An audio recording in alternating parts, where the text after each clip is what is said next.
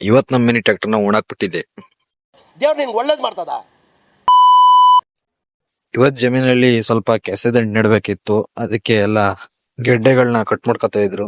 ನಾವ್ ಈ ಕಡೆ ಹೆಣ್ ಮತ್ತೆ ನನ್ ತಮ್ಮ ನೀರ್ ಹೋಗಕ್ಕೆ ಸುತ್ತ ನೀರ್ ಮಾಡ್ಕೊಂಡು ಮಾಡಾದ್ಮೇಲೆ ಈ ತರ ಕಾಣ್ತಿತ್ತು. ಗೆಡ್ಡೆಗಳೆಲ್ಲ ಸಾಲ್ಗೆ ಹಾಕೊಂಡು ಒಂದ್ ಕಡೆಯಿಂದ ಎಲ್ಲ ನೆಟ್ಟಾಯ್ತು. ಅಲ್ಲಿಂದ ಮುಗಿಸ್ಕೊಂಡ್ ಬಂದು ಮಿನಿ ಟ್ರ್ಯಾಕ್ಟರ್ ರೋಟರಿ ಹೊಡಿಯಕ್ ಹೋಗ್ಬೇಕಿತ್ತು. ಇದು ಅಡಕೆ ತೋಟ ಇತ್ತು ಹೊಡಿಯೋದು. ರೋಟರಿ ಎಲ್ಲ ಹೊಡೆದಾದ್ಮೇಲೆ ಈ ತರ ಕಾಣ್ತಿತ್ತು.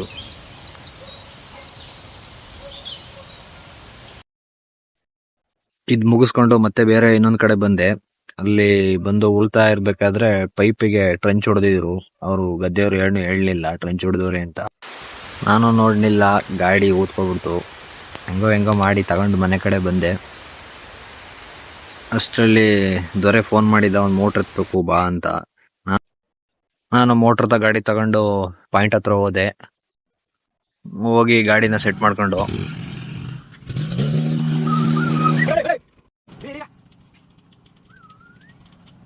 ಪೈಪ್ಗಳು ಇಡಕ್ಕೆ ಬಡಿ ತಗೋಬಾ ಅಂದ್ರೆ ಅಲ್ಲೇ ಎಲ್ಲ ಪಕ್ಕದಲ್ಲಿ ಒಂದ್ ಮನೆ ಕಟ್ತಾ ಇದ್ರು.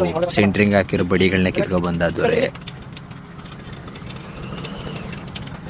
ಮೋಟರ್ನ ಒಂದ್ಸಲ ಮೇಲ್ಗಡೆ ಚೆಕ್ ಮಾಡೋದು ಕನ್ಫರ್ಮೇಶನ್ಗೆ.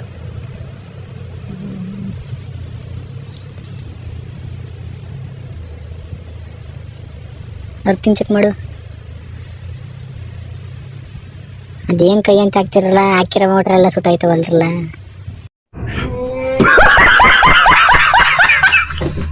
ಅಲ್ಲಿಂದ ಮನೆ ಹತ್ರ ಬಂದು ಮೋಟ್ರ್ ವೈಂಡಿಂಗ್ನ ಕಿತ್ತಾಕ್ದು.